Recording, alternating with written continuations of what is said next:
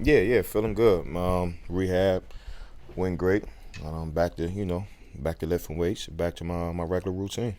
Is it your regular routine, or are you doing anything different given that fact that you're going to be playing opposite a Chip Kelly offense, and that you may be asked to be on the field for longer? I mean, any differences in how you prepare because of that? Nah, I think it's for me the same approach, and I've been in this defense once before, so that kind of helps the situation with, as far as the tempo and everything. And at the end of the day, I just think going against Chip Kelly's style of offense, it's just gonna help everybody else. Once the season comes. So, but for me, regular approach. When were you in this type of My defense last two before? years in Indianapolis, I was in a similar, very similar defense. Who was the D coordinator then? Uh, who was it? It was Heineke. Manusky. Yeah, it was Manusky. Yeah, Manusky. But he kind of brought some things over from what Trump got on in Baltimore. So it was kind of a hybrid of two different systems, but very similar. Would you say the scheme is a little complex? Players in Cleveland detailed that a lot of thinking, especially going on with the run game. So as a veteran, do you think you have to teach some of these younger guys some tricks? Nah, I think everybody's getting the hang of it pretty good. It's complex, but the way they're teaching it, the way we're implementing the defense, and the way we're talking out there, and we having some mistakes, but you learn off your mistakes. But I think the young guys they're doing a great job so far. I asked Eric Reed the same thing, and how quickly landscapes change in football. How would you characterize this team? You're looking now at you're a guy that they would consider a veteran. You got a lot of young guys looking for you for kind of guidance and how to do what they do. Is that kind of the proper characterization of it? Yeah, we do have a young team. We have a young team. I think we have a pretty good mixture as leaders in each room. Myself and Eric, Tremaine, Brock in our room. Navarro, Quinn Dow. So with the young guys in each prospective room, those guys got to look up to the veterans, and the veterans got to do a good job of leading. Do you like this group of young guys that you're there? Yeah, it's a good mixture. Got some guys in there to keep us on our toes. Laughing and joking. Have some serious guys. So it's a great mixture. Antoine, you're not much younger than Coach O'Neill. He's been described as pretty fiery and passionate. Does he have some of the youthful energy? Oh, he definitely does. You can just tell by the way he just when he's in front of the room and when he's teaching, you can definitely see he's stern, but he does have that energy that we need. Even out there on the field, he's smiling, he's running around, talking trash. So pretty sure our defense we can feed off that as well.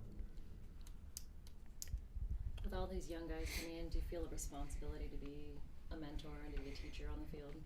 Yeah, when I need to be. At all times you can't be a teacher and a mentor at all times.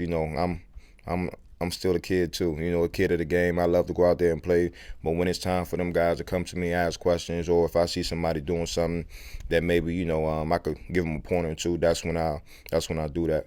So mentor, teacher when I need to be. When Chip Kelly was hired, did you have any skepticism, and has he done anything to win you over? You hear things in the media. I'm a firm believer. I want to see for myself, and I love what Chip is doing with our group. Just everybody's out there, flying around, having fun. And, I've spoken to him on a one-on-one basis. And so far, man, I appreciate what he's brought here. He comes in the defensive meeting room a lot, Jim O'Neill said. Does Yeah. that mean a lot? It does, because he's an offensive guy. He's an offensive guy. A lot of times in other places that I've been, often, a lot of head coaches, they stick their head in the rooms every time from here and there. But, he's in there a lot. Probably because he already knows what's going on in the offensive room, but that means a lot though. You guys, with Jimmy moving to cornerback, 7 cornerbacks drafted in the past 3 years. Yeah. Tremaine is back. How do you see the whole group kind of shaking out? I mean, is there some talent there? Yeah, it's a lot of talent. It's going to be very competitive.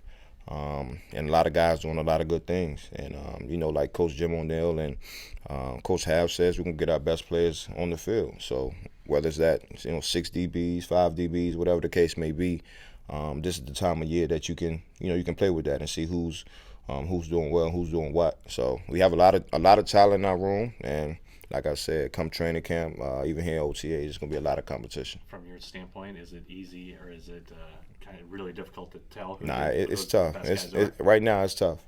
It's tough. We just talked to Richard Robinson. He said the biggest adjustment for him was the speed of the game. Have you seen him work out there? Oh, he's doing good. Young guy coming to the game is definitely, especially with going against chip offense, that's going to be one of the main things for him. Just the speed of the game. But he's doing good. As a young player, I think the most important thing is to do is just go out there and work hard. Work hard, get in the film room, study, and know the playbook. O'Neal said that there are 3 guys competing to start next to Navarro at inside linebacker. Are they? How would you describe their skill sets? Are they drastically different, having played behind them before? I don't think so. I don't think they're drastically different. I just think it's gonna come down who makes the most plays. Will Hoyt, he's played a lot of good ball for us. Ray, he's a great player, and Gerald is as well. So it's all about competition. Eric Reed was just in here saying it astounds him how quickly you make reads and calls on the field. Who else on the defense can keep up with you mentally on the field? Eric, Navarro, Tremaine. It's a lot of guys. Actually, it's a lot of guys from the back seven. It's a lot of guys who can, as far as verbiage and terminology, that can spit it out. Will Hoyt. But that's what we need. We need everybody to be out there, be able to be out there and talk the same talk and the same verbiage for all of us to be on the same page. What do you see from the receivers in the team? Who stood out to you having to go against them and get to see kind of I would say right now Bruce Allen's having a great off season. He's moving well, catching the ball, putting him in position to get the ball in his hand. But then Jerome Simpson, I can kind of go down the line, with the guys on that side of the ball. I'm doing a lot of good things. Going back to Richard, he said he likes to talk. Yeah. He talks trash. Yeah. As a teammate and him being a rookie, do you ever feel like you have to reel him in, or do you just kind of let him do his thing? I mean, as a teammate, you want a player, to be himself on the field. For me, if being the older guy, if I see him talking and kind of get him out of his game, you kind of reel him in. But at the end of the day, let him do what he do. If that's the type of player he is, and that's what helps him perform well, let him do that. As far as Armstrong, he's a former safety.